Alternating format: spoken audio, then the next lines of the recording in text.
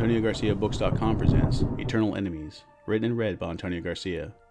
Become a patron on Patreon to see the behind-the-scenes recording of this podcast, and please take a moment to subscribe to my YouTube channel, and I'll give you a shout-out in a future episode. As Adam walked through the rubble of the battlefield, his only wish was to find another survivor. All around him were the bodies of his friends, those he had fought alongside for years. They had all been survivors, but now he was the last. The tanks and artillery lay crumbled around the battlefield, and even when he looked across the plain to the enemy's side, it looked like they were just as wiped out. He didn't know how both sides had fought until there were none left. All he could think of is whoever had survived on the side of the enemy had left once the battle was won. He tripped over the body of his good friend Charlie, and took a moment to kneel down and remember his late friend. A bullet striking the ground near him brought him back to the reality that he was not alone, and the battle wasn't truly over yet. Keeping a low profile, he moved as quickly as he could towards the tree line. Another round hit a tree as he passed the edge of the woods. He quickly found cover, positioned his rifle on a log, and used the scope to try to locate his adversary. A brief flash from the enemy's muzzle showed him where he was, but he flinched as a piece of bark exploded near him. Adam knew he was too far to hit his target, and he didn't want to waste his ammunition, so he merely ducked behind the log. At some point, his opponent would have to close in, or Adam would have to find a way to close the distance for a clear shot. But now was not the time. He decided to wait until nightfall to move from his safe position. No more shots came as he stayed safe behind the log. He knew that either his opponent was taking this opportunity to close the distance, or at least move locations, but since Adam didn't fire back, it was possible that his enemy was staying put until Adam moved from cover. His shots were hitting close to the target, and it was only a matter of time before one of the bullets hit its mark. Fortunately for Adam, the setting sun was to his advantage. His attacker would be blinded by the sun until it finally set, so Adam took the opportunity to move.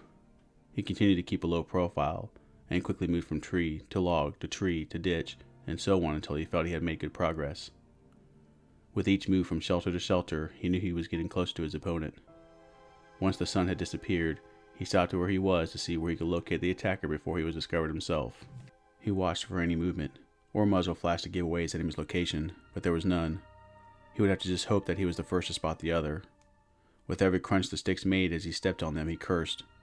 He didn't know how much sound would travel, but as he got closer to where the muzzle flash had originated, the more likely the sounds could be heard. Then, off to his left, he saw slight movement. Not wanting to waste an opportunity, he quickly whipped his rifle in that direction and sighted in. His target jumped as he pulled the trigger, and he only shot the tree behind where he had been moving. He let out a curse as he quickly took cover, correctly expecting a counterstrike. After the initial shot from his enemy missed, Adam rolled into the prone position and took aim once again, firing off 2 rounds. The enemy soldier let out a grunt as one of the rounds hit him. Not wanting to miss an opportunity to end the skirmish, Adam sprinted towards his prey. Seeing his opponent aim his rifle at him with his good arm, Adam dove to one side just as the soldier pulled the trigger. After the shot, Adam jumped over the log he was behind and closed in on his enemy. With a clear shot, he pulled the trigger. Click! He was out of bullets. Without any hesitation, the enemy soldier took quick aim and pulled the trigger. Adam felt a sharp pain in his gut as the bullet tore through his skin. His attacker slowly stood up and began to limp towards him. Adam could see that the enemy soldier had been hit in the leg. He could also see the smile that was growing on the soldier's face as he moved in for the kill. Because of his wound, Adam was not able to move quickly, so he could only sit there and wait for the soldier to pull the trigger. "Any last words?" the enemy soldier asked, not really expecting an answer. A spit at his feet was Adam's only reply. The clack of the rifle was the last sound Adam heard. Adam took in a deep breath as if he had just broken through a surface of water and gasped. He rolled onto his back and checked his gut, where the wound should have been, but found none. The enemy soldier limped, unsure what to do now that he had disposed of the last enemy combatant. "I guess there's nowhere left to go except home," he thought as he began to limp in the direction he had come from. He half dragged his rifle when off to his right he saw a speck of movement from across the field. As quickly as he could, he took cover behind a destroyed transport vehicle, and standing with his weight on one leg, used his scope to get a better look at the newest survivor across the way. He couldn't make out any details, only that the uniform was indeed a uniform of his enemy. Not wanting a repeat of what happened with the other soldier, he limped his way into the tree line and slowly made his way to the other side of the battlefield. He would move in close and kill his opponent, using the element of surprise. Adam didn't fully understand what had happened, but he wasn't going to tempt fate. He picked up a couple of grenades and plenty of rounds for a rifle he had picked up. He remembered where the enemy soldier was, so he started to walk back. He still wasn't convinced that he hadn't imagined the whole thing, but there was only one way to be sure. Just as he entered the tree line, he saw some movement deeper in, so he quickly took cover. It didn't seem like he was discovered, so he stayed still behind some brush until he could better see his adversary. He didn't have to wait long before he saw the limping silhouette of the enemy soldier. Adam didn't want to take the chance of his opponent taking cover or returning fire, so he took out a grenade, and when the soldier was within range, he threw it with deadly precision. The soldier never saw the grenade. He only heard the explosion and felt the percussion before he shot up, gasping for air. He patted down his entire body as if it was on fire, feeling every part, not understanding why he was still in one piece. Only a moment passed when he looked off into the distance, inside the woods, and saw the smoke and dust of an explosion. He was laying back where he had woken up the first time, but now his injury was missing, and he was completely whole. He jumped up and scanned the area, expecting an immediate attack, but none came. Determined to get revenge, he picked up another weapon, a couple of grenades, and headed to where the explosion had just occurred. He had somehow survived, and he wasn't going to waste the chance he had been given. Adam smiled as the smoke and dust cleared. He was finally rid of his killer.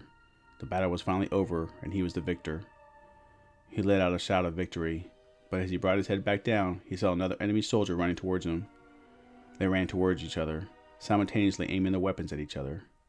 Both hesitating, they stared at each other in disbelief. "What the hell?" the enemy soldier asked. "What the hell's going on?" Adam asked.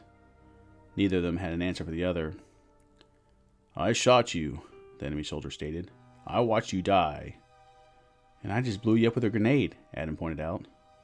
They were both ready to shoot the other, but stood unsure. "We're close to where I killed you the first time," the soldier continued. "I say we see if your body is still there." They both lowered their weapons, and Adam nodded in agreement. Cautiously, they both made their way to where Adam had been killed, but there was no body there.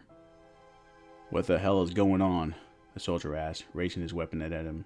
"Did you crawl away and rearm?" Adam brought his own weapon up and trained it at his opponent. "I snapped awake where I had awoken the first time," Adam explained. "Same when the grenade went off," the enemy soldier agreed. "I woke up where I started too." Though they both kept their weapons trained on the other, they were both deep in thought, trying to figure out what was happening. Then Adam said, "It doesn't matter." Seeing Adam's brows furrow, realizing what he was about to do, the enemy soldier did the same. Both rifles went off simultaneously. They both inhaled deeply, finding themselves back where they had started. It no longer mattered to either of them why this was happening, only that they were the last man standing. Over and over they killed each other, picked up what weapons were lying around, and hunted each other again and again. Finally, after they killed each other more times than they can count, they ran out of ammunition. Not to be deterred, they instead picked up knives and bayonets, continuing to hunt each other. Eventually, they got tired of the hunt and just began running across the battlefield, stepping over and on their once friends as they fought over and over, taking turns killing each other.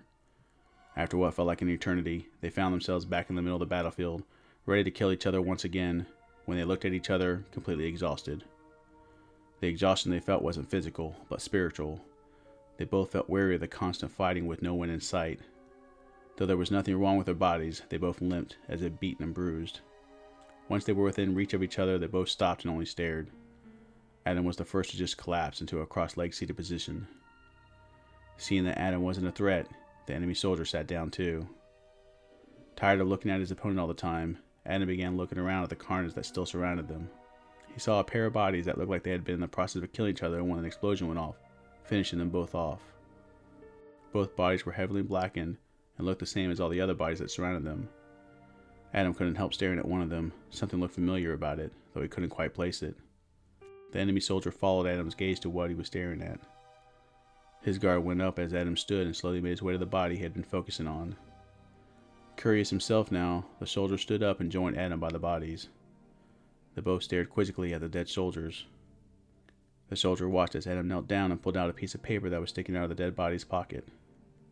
Adam's eyes widened when he opened the paper and read what was written on it. "What is it?" the enemy soldier asked. Adam handed the paper to him. It looked like a love letter. As he looked up confused, Adam pulled out an identical piece of paper from his own pocket, the same pocket as it was in the dead bodies, and handed it to him. The soldier held the two pieces of paper side by side, confused. They looked identical. He looked back at Adam, still confused. Terror filled Adam's eyes as he slowly rolled the dead body over onto its back. The soldier jumped back when he saw that the dead soldier on the ground was his enemy. Adam fell back, his eyes looking into his own dead eyes before him. Not fully understanding what was going on, but needing to be sure, he moved over to the second dead body and rolled it over. The soldier let out a yelp as he stood there, looking down at his own dead body. "I don't understand," the soldier said. Adam looked at him. "Neither do I, but I think these bodies are the real us.